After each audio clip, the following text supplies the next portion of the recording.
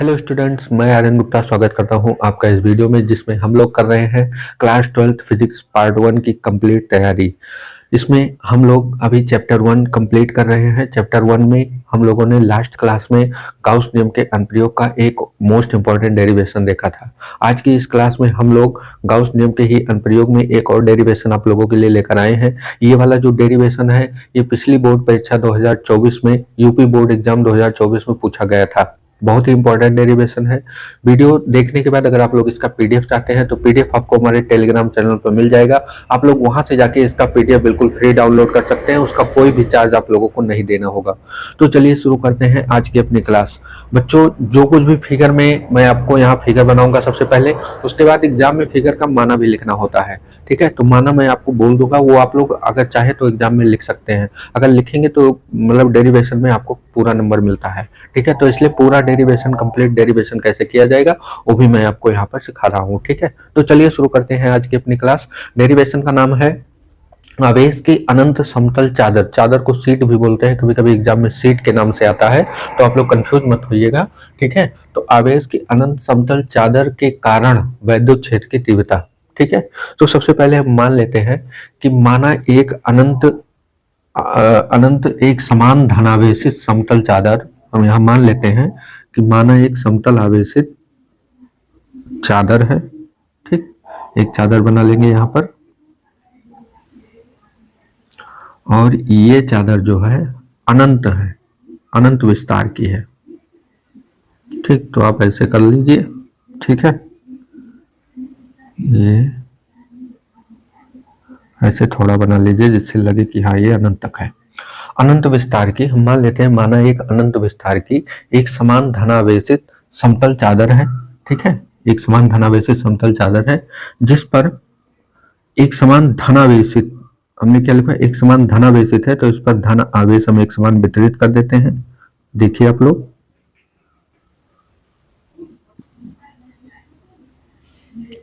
ये हमने बना दिया। अब हम ये मान लेते हैं कि इस पर आवेश का जो पृष्ठ घनत्व है वो क्या है, सिग्मा है। इस पर आवेश का पृष्ठ घनत्व क्या है, सिग्मा है। अब ये आवेश का पृष्ठ घनत्व क्या होता है, तो एकांक क्षेत्रफल में उपस्थित आवेश को क्या बोलते हैं, आवेश का पृष्ठ घनत्व कहते हैं। एकांक क्षेत्रफल में उपस्थित आवेश को आवेश का पृष्ठ घनत्व कहते हैं। ठीक है, एकांक क्षेत्रफल में उपस्थित आवेश को आवेश का पृष्ठ घनत्व कहा जाता है। ये लाइन थोड़ा तिरछी हो गई, मैं इसको मिला देता हूं यहाँ पर, ये अब सही है। ठीक है, तो एकांक यहाँ पर लिखेंगे, क्योंकि आवेश का पृष्ठ घनत्व क्या है, सिग्मा है, तो आवेश का पृष्ठ घनत्व जो होगा, आवेश का पृष्ठ घनत्व, पृष्ठ घनत्व सिग्मा, सिग्मा बराबर होता है क्यू बाई ए। सिग्मा बराबर होता है क्यू बाई ए। इसको मान लेंगे समीकरण नंबर 1। एकांक क्षेत्रफल में उपस्थित आवेश को आवेश का पृष्ठीय घनत्व कहते हैं। तो हम पहले यहाँ पर एकांक क्षेत्रफल मान लेते हैं। ठीक है, वही मान लेंगे। हमें क्या करना है, इस चादर के निकट, इस चादर के कारण वैद्युत क्षेत्र की तीव्रता निकालनी है। तो हम मान लेते हैं इस चादर के निकट, इस चादर से आर दूरी पर, इस चादर के निकट, इस चादर से आर दूरी पर एक बिंदु पी है। यहाँ पर मान लेते हैं एक बिंदु क्या है, पी है, जिस पर हमें क्या ज्ञात करनी है, वैद्युत क्षेत्र की तीव्रता। तो इस और बिंदु पी ले लेते हैं और यहाँ पर ले लेते हैं बिंदु पी डैश, यहाँ पर ले लेते हैं बिंदु पी डैश। तो हमें इस बिंदु पर दोनों ओर मतलब वैद्युत क्षेत्र की तीव्रता ज्ञात करनी है। तो इसके लिए हम क्या करते हैं, इसके लिए सबसे पहले हम यहाँ पर एक गॉसियन पृष्ठ की कल्पना करते हैं। इस पृष्ठ से होकर जाने वाला एक गॉसियन पृष्ठ की कल्पना करते हैं। तो हम यहाँ पर एक गॉसियन पृष्ठ बना लेते हैं। ठीक है, यहाँ पर एक गॉसियन पृष्ठ बना लेते हैं, ये ऐसे, और यहाँ पर भी एक गॉसियन पृष्ठ बना लेते हैं। ठीक, और इसको हम मिला देते हैं यहाँ पर, इसको ऐसे, इसको ऐसे, इसको यहाँ से मिला दिया जाता है। ये पृष्ठ थोड़ा नीचे बनाए हम, यहाँ पर ऐसे। ठीक, अब इसको हम यहाँ से मिला देते हैं और इसको यहाँ से मिला देते हैं। ठीक, अब हम ये मान लेते हैं कि ये जो पृष्ठ है इसके बीच से होकर जा रहा है। ठीक है, ये पृष्ठ जो है इसके बीच से होकर जा रहा है। ठीक है, इसके बीच से होकर जा रहा है। तो इसका एक पृष्ठीय क्षेत्रफल मतलब एक गोलाई यहाँ भी बना देते हैं, ठीक, यहाँ भी होगा, ठीक है। हम मान लेते हैं जो गॉसियन पृष्ठ है इसका क्षेत्रफल क्या है, ए है। पूरा जो गॉसियन सरफेस है इसका क्षेत्रफल क्या है, ए है। अब चूंकि यहाँ पर भी एक गोला है, ये ऐसे है, समझ लीजिए एक कागज है, एक कागज है, प्लेन कागज, इसके बीच से ये बेलनाकार है, ये बीच से होकर ऐसे गया है, ठीक है। तो इधर एक समतल क्षेत्र पड़ेगा और इधर एक समतल क्षेत्र पड़ेगा, बाकी ये क्या है, वक्राकार पृष्ठ है, ठीक है। तो इसका क्षेत्रफल जो हमने क्या माना है, ए माना है, इसका क्षेत्रफल क्या है, ए है। अब हमें इस P बिंदु और P डैश बिंदु इन दोनों पर वैद्युत क्षेत्र की तीव्रता निकालनी है। तो यहाँ पर जो ये प्लस आवेश हैं, ठीक है, इस चादर पर जो बहुत सारे प्लस आवेश हैं, इनके कारण जो P बिंदु पर वैद्युत क्षेत्र की तीव्रता होगी वो प्लस आवेश से दूर होती है। वैद्युत क्षेत्र की तीव्रता प्लस आवेश से दूर होती है। तो यहाँ पर जो वैद्युत क्षेत्र की तीव्रता होगी वो इधर से ऐसे दूर होगी और इधर इस बिंदु P पर जो वैद्युत क्षेत्र की तीव्रता होगी उसकी दिशा ये होगी। तीव्रताएं दोनों, वैद्युत क्षेत्र की तीव्रताएं दोनों समान होंगी, ठीक है, लेकिन उनकी दिशा क्या है, विपरीत है, ठीक है। इधर इस बिंदु पर अगर एक चादर ऐसे रख दी जाए तो इस चादर के इधर वैद्युत क्षेत्र की तीव्रता ऐसे है और इधर की ओर इस इधर की ओर है, मतलब विपरीत दिशा में, ठीक है। परिमाण में दोनों क्या होंगे, बराबर होंगे, ठीक है। अब ये चादर इस प्रकार से है कि इसके अंदर आवेश भरे हैं, ठीक है, चादर के हम ये मान लेते हैं उसके पृष्ठ पर उसके अंदर आवेश भरे हैं, ठीक। अब जो है हमें इस P बिंदु पर वैद्युत क्षेत्र की तीव्रता निकाल, तो हम एक साथ पूरे पृष्ठ पर नहीं निकाल सकते हैं, ठीक है। चादर के निकट हमें इस P बिंदु पर निकालना है, तो जो हमने इसके चारों ओर एक गॉसियन पृष्ठ की कल्पना की है उससे हम एक साथ पूरा फ्लक्स नहीं निकाल सकते हैं। तो हम क्या करेंगे, तो हम देख रहे हैं कि इस बेलनाकार पृष्ठ में दो समतल पृष्ठ हैं और एक क्या है, वक्राकार पृष्ठ है। हमने आपको बताया कि ये दोनों क्या होते हैं, समतल पृष्ठ होते हैं और ये क्या होता है, वक्राकार पृष्ठ होता है, ठीक है। तो समतल पृष्ठ पर एक अवयव ले लेते हैं हम, यहाँ पर एक अवयव ले लेते हैं, अवयव मतलब अल्पांश, ठीक, यहाँ पर एक अल्पांश ले लेते हैं, इसको हम नाम देते हैं अल्पांश dA1, क्योंकि हमने पूरा क्षेत्रफल क्या माना है, ए माना है, तो इसका अल्पांश होगा dA1। हम यहाँ पर एक अल्पांश ले लेते हैं, इसके वक्राकार पृष्ठ पर कहीं भी ले लीजिए, यहाँ ले लीजिए, यहाँ ले लीजिए, हम यहाँ पर ले लेते हैं, यहाँ पर एक अल्पांश ले लेते हैं, तो इसको नाम देते हैं हम dA2, इसको नाम दे दिया हमने dA2। एक अल्पांश हम यहाँ पर ले लेते हैं, ठीक, और इसको नाम देते हैं dA3। आई बात समझ में, ठीक है। इसको हम नाम क्या देते हैं, dA3। तीन अल्पांश हमने ले लिया। तो पहले हम इन तीन अल्पांशों के कारण वैद्युत क्षेत्र की तीव्रता निकालेंगे, ठीक है। तो यहाँ पर लिखेंगे कि अल्पांश dA1, यहाँ पर डेरिवेशन में लिखेंगे कि अल्पांश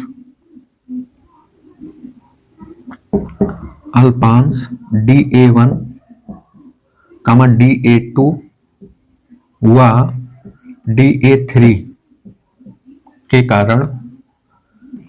कारण गुजरने वाला फ्लक्स, के कारण गुजरने वाला फ्लक्स, क्योंकि हमें गाउस नियम का प्रयोग करके निकालना है तो पहले हम क्या निकालेंगे, फ्लक्स निकालेंगे, ठीक, इन अल्पांशों से। तो हम देख रहे हैं सभी बिंदुओं पर वैद्युत क्षेत्र की तीव्रता इधर की ओर। अब अल्पांश का क्या लिया जाता है, क्षेत्रफल सदिश लिया जाता है। अब आप लोग थोड़ा ध्यान दीजिए कि जैसे ये बेलनाकार ऐसे है, तो यहाँ पर अगर हमने एक अल्पांश लिया तो इसका क्षेत्रफल सदिश क्या होगा, हमने बताया था कि क्षेत्रफल सदिश जो होता है वो हमेशा क्या होता है, सतह के लंबवत होता है। तो अल्पांश हमने इस पर लिया है तो इसके लंबवत जस्ट इधर की ओर होगा, इस पर लेंगे तो जस्ट लंबवत ऊपर की ओर होगा, इधर लेंगे तो जस्ट लंबवत इधर की ओर होगा। तो यहाँ पर जो अल्पांश होगा इसका एरिया वेक्टर जो होगा वो इस दिशा में होगा, ठीक, dA1 वेक्टर, ठीक। और वैद्युत क्षेत्र की तीव्रता इस दिशा में है तो यहाँ पर बना लेते हैं, यह है वैद्युत क्षेत्र की तीव्रता, ठीक। यहाँ पर इसका अल्पांश का एरिया वेक्टर इधर की ओर होगा, ये होगा dA2 वेक्टर, और वैद्युत क्षेत्र की तीव्रता इधर की ओर है, यहाँ पर देख ही रहे हैं आप लोग, इधर की ओर, ठीक है। यहाँ पर अल्पांश का एरिया वेक्टर इधर की ओर होगा, dA3 वेक्टर, और इसका वैद्युत क्षेत्र की तीव्रता इधर की ओर है, ठीक है। तो गुजरने वाला जो फ्लक्स होगा हम मान लेते हैं d5 होगा। अब डी फाई किसके बराबर होगा? डी फाई बराबर होगा इसके इसके इसके, यानी डी ए वन से निकलने वाले फ्लक्स, डी ए टू से निकलने वाले फ्लक्स और डी ए थ्री से निकलने वाले छोटे छोटे अल्पांशों से निकलने वाले फ्लक्स को हमने क्या मान लिया? डी फाई मान लिया। तो हम मान लेते हैं ये है phi one plus phi two plus phi three, sorry D phi one मान लें, छोटा छोटा है, ठीक है, डी फाई थ्री। अब फाई का जो फॉर्मूला होता है वो क्या होता है? E D A cos theta, ठीक है। तो यहां पर डी फाई बराबर इसका होगा E D A one cos theta plus E D A two cos theta और plus E D A three cos theta, ठीक। तीनों जगहों पर थीटा, थीटा क्या होता है? वेक्टर ई और डी ए वेक्टर के बीच का कोण होता है। यहां पर एंगल कितना है? 0 डिग्री। यहां पर एंगल कितना है? 90 डिग्री, ठीक है। वेक्टर ई और डी ए वेक्टर के बीच का कोण ये कितना है? 90 डिग्री। यहां पर 0 डिग्री, ठीक। तो यानी दोनों समतल पृष्ठों पर कोण जो है वो 0 डिग्री है और यहाँ पर वक्राकार पृष्ठ पर कोण जो है वो 90 डिग्री है, ठीक है। तो यहाँ पर लिखेंगे डी फाई बराबर ई D A one cos theta, यहाँ पर क्या होगा? डी ए वन के पास 0 डिग्री कॉस 0, यहाँ पर होगा E D A two cos 90 और प्लस यहाँ क्या होगा? E D A three cos 0, ठीक। समझ में आया बच्चों आप लोगों को? अब यहाँ पर वैल्यू रख देंगे तो डी फाई बराबर ई डी ए वन कॉस 0 1 होता है तो ये ऐसे हो जाएगा, ये आपका कॉस 90 0 होता है तो ये पूरा क्या हो जाएगा? 0 हो जाएगा। ये बचेगा आपका ई डी ए थ्री, ठीक है। अब यहां पर देखिए विद्युत क्षेत्र ई क्या है? समान है, ठीक है। विद्युत क्षेत्र ई क्या है? समान है और इसका अल्पांश जो है ये भी हमने छोटे छोटे अल्पांश लिए हैं, तो D A one D A three भी क्या है? बराबर है, ठीक है। तो हम इनको जोड़ लेंगे तो डी फाई बराबर हो जाएगा, यहाँ पर इसको लिख सकते हैं हम, यहाँ पर जगह नहीं है, दिखेगा नहीं आप लोगों को, हम इधर लिखते हैं एक लाइन डाल के, एक लाइन यहां डाल देते हैं, इसको लिखते हैं डी फाई बराबर, ये हो जाएगा 2e डी ए वन, ठीक। क्योंकि A1 A3 DA1 DA3 दोनों क्या है? आपस में बराबर हैं, तो चाहे आप इसको A1 लिख दीजिए चाहे इसको A3 लिख दीजिए, बात एक ही हुई, ठीक है। क्योंकि दोनों ही क्या है? समतल पृष्ठ वाले हैं। ये भी क्या है? समतल पृष्ठ का है, ये भी क्या है? समतल पृष्ठ का है। अब यहाँ पर ये हो गया छोटे से अल्पांशों से जाने वाला फ्लक्स। अब हम निकालते हैं संपूर्ण गॉसियन पृष्ठ से होकर जाने वाला फ्लक्स। अतः संपूर्ण गॉसियन पृष्ठ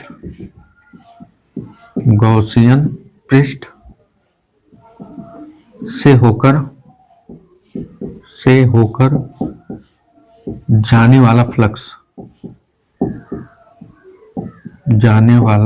फ्लक्स संपूर्ण गॉसियन पृष्ठ से, मतलब इस पूरे गॉसियन पृष्ठ से कितना फ्लक्स निकलेगा ये हम निकालते हैं। तो हम मान लेते हैं निकलेगा फाई ई, जो कुल फ्लक्स होगा वो क्या होगा?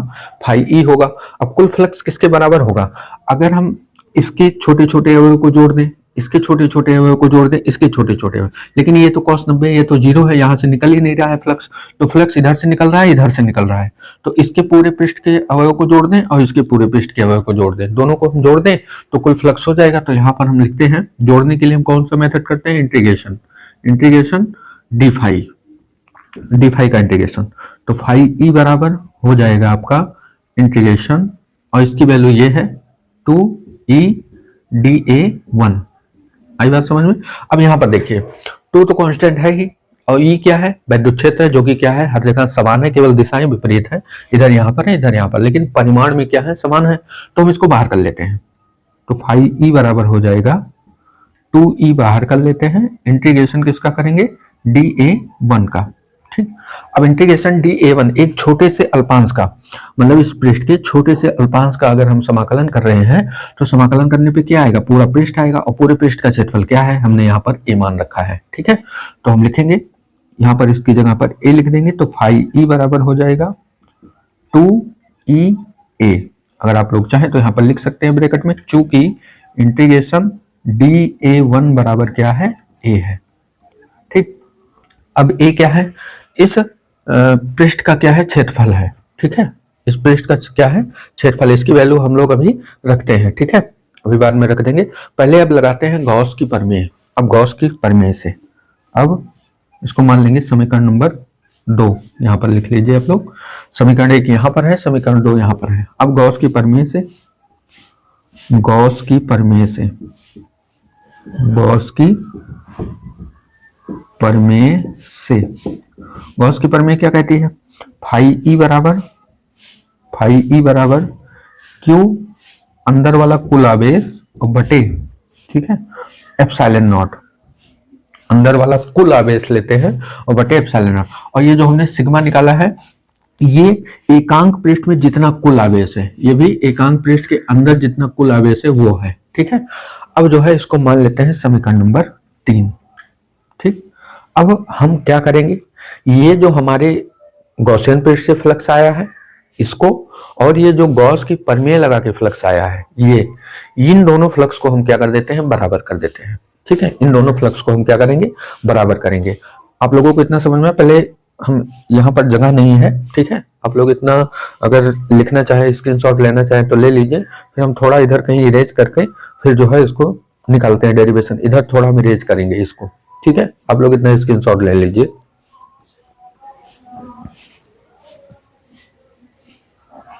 यहां पर हमने थोड़ा इरेज कर दिया है इधर का। ठीक है, अब उसके आगे हम करते हैं, क्या लिखेंगे, समीकरण 2 समीकरण 3 से। ठीक, समीकरण 2 और 3 से यहां पर लिखेंगे समीकरण 2 व 3 से, 2 व 3 से, इन दोनों समीकरण से ले लें। दोनों बराबर है तो दोनों वैल्यू भी क्या होंगे, बराबर होंगी। तो ये वैल्यू जो है 2EA बराबर होगी किसके, Q internal by epsilon naught. ठीक है, two internal by epsilon naught. अब यहां से हम क्या करते हैं, ई को, ई हमें मान निकालना है, 2A को इधर भेज देते हैं। तो ई बराबर हो जाएगा क्यू इंटरनल बटे 2A इधर जाएगा तो 2A एप्सिलॉन नॉट हो जाएगा। ठीक है, अब थोड़ा ध्यान दीजिए, क्यू इंटरनल बटे ए, क्यू इंटरनल बटे ए क्या है, सिग्मा है। यहां देखिए समीकरण 1 से, यहां पर लिखेंगे समीकरण 1 से, समीकरण 1 से मान रख दें, मान रखने पर समीकरण 1 से मान रखेंगे तो ई बराबर क्या हो जाएगा, क्यू बाई ए की जगह क्या हो जाएगा, सिग्मा हो जाएगा, और सिग्मा बाई 2 एप्सिलॉन नॉट हो जाएगा। इसकी जगह पे क्या रख देंगे, सिग्मा बाई 2 एप्सिलॉन नॉट। यह क्या हो जाएगा, चादर के निकट वैद्युत क्षेत्र की तीव्रता। ये क्या हो जाएगी, चादर के निकट वैद्युत क्षेत्र की तीव्रता न्यूटन प्रति कूलम। ठीक, यही हो जाएगा आपका डेरिवेशन कंप्लीटली। ठीक है ना, आसान है, बिल्कुल भी कोई दिक्कत नहीं है। अगर आप लोग ध्यान से समझे होंगे तो डेरिवेशन बिल्कुल भी आसान है। ठीक है, बिल्कुल भी कठिन नहीं है, आप लोग आसानी से इसको कर सकते हैं। अगर आप लोगों को कम समझ में आया है तो वीडियो को एक बार फिर से देख लीजिएगा। ठीक है ना, बाकी हमने इरेज कर दिया, नहीं तो हम अभी दोबारा आप लोगों को रिवाइज करवा देते। ठीक है, ये हो गया विद्युत क्षेत्र की तीव्रता। अब अगर मान लीजिए इधर आ गया तो इधर भी इतना विद्युत क्षेत्र की तीव्रता होगी और इधर भी इतना विद्युत क्षेत्र की तीव्रता होगी।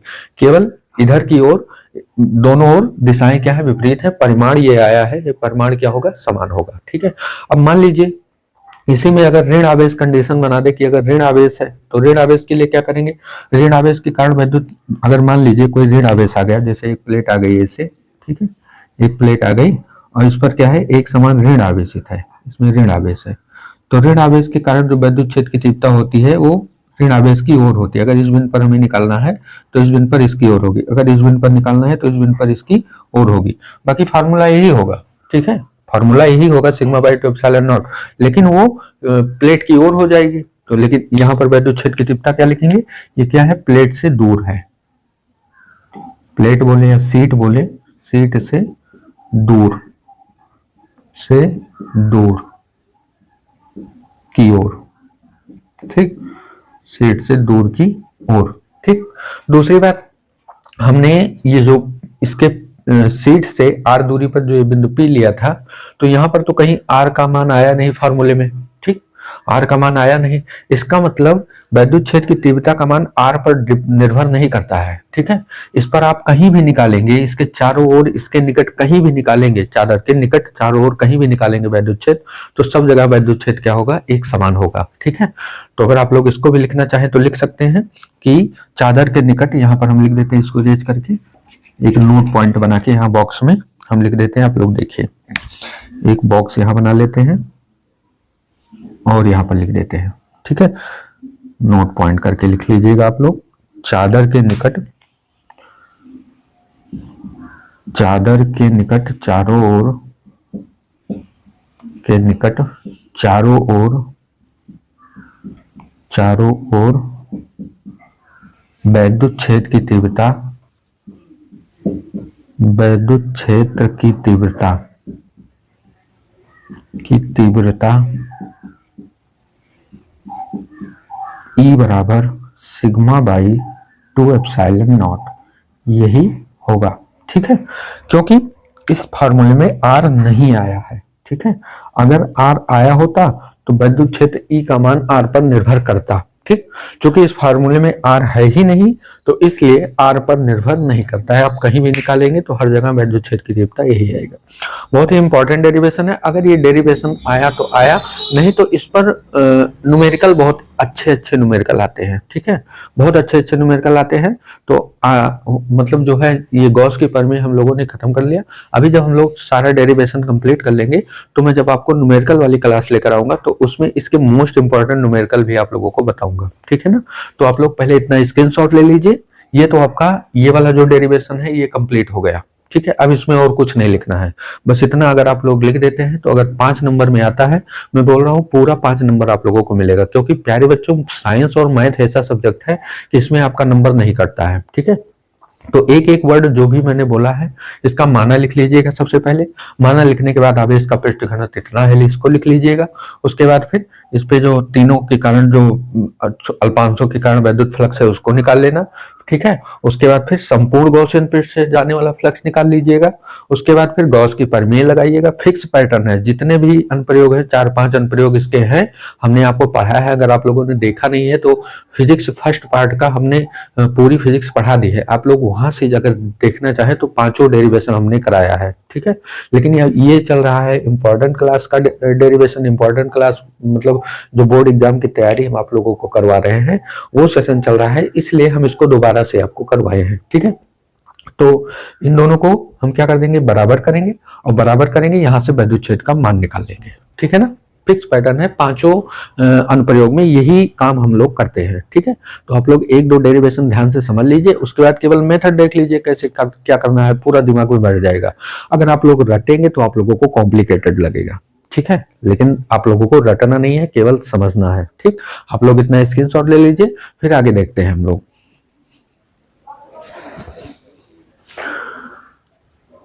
अब ये वाला जो लेसन है चैप्टर 1 वैद्युत क्षेत्र की तीव्रता वाला लेसन जो है, वैद्युत आवेश और क्षेत्र, ये वाला लेसन हम लोगों ने कंप्लीट कर लिया। अब हम लोग देखेंगे वैद्युत विभव और धारिता, ठीक है। वैद्युत विभव और धारिता वाले लेसन के मोस्ट इंपॉर्टेंट क्वेश्चन को। प्यारे बच्चों, अभी मैं एक तरफ से पहले आपको डेरिवेशन करवा देता हूँ, उसके बाद पूरी फिजिक्स फर्स्ट पार्ट 1 के जितने भी मोस्ट इंपॉर्टेंट क्वेश्चन होते हैं उसको मैं एक तरफ से आपको समझा दूंगा, ठीक है। क्योंकि अब टाइम ज्यादा नहीं बचा है, तो बस यही इतना कर सकते हैं कि अब जितने भी मोस्ट इंपॉर्टेंट क्वेश्चन है उसको हम लोग कर लेते हैं। फिर उसके बाद 1-2 क्लास, 3 क्लास या 4 क्लास मिला के हम लोग न्यूमेरिकल कर लेंगे, जो आपके पूरी फिजिक्स फर्स्ट मतलब फिजिक्स बुक 1 के जितने भी मोस्ट इंपॉर्टेंट क्वेश्चन होते हैं उन सबको हम लोग कंप्लीट कर लेंगे, ठीक है। बस आप लोग अपनी मेहनत से तैयारी कीजिए, अच्छा नंबर लेके आइए, यही हमारी तमन्ना है। आप लोगों को इसीलिए हम पढ़ा रहे हैं, ठीक। बस मेहनत से आप लोग पढ़िए, एग्जाम दीजिए, अच्छा नंबर लेकर आइए, ठीक। बाकी अगर आप हमारे चैनल पर नए हैं तो चैनल को जरूर सब्सक्राइब कीजिएगा। वीडियो अगर पसंद आती है तो वीडियो को लाइक करके अपने दोस्तों में से शेयर कर दीजिएगा। तो आज की क्लास के लिए इतना ही रखते हैं, मिलेंगे हम लोग कल की क्लास में। तब तक आप लोग अपनी पढ़ाई करते रहें, मस्त रहें। जय हिंद, वंदे मातरम।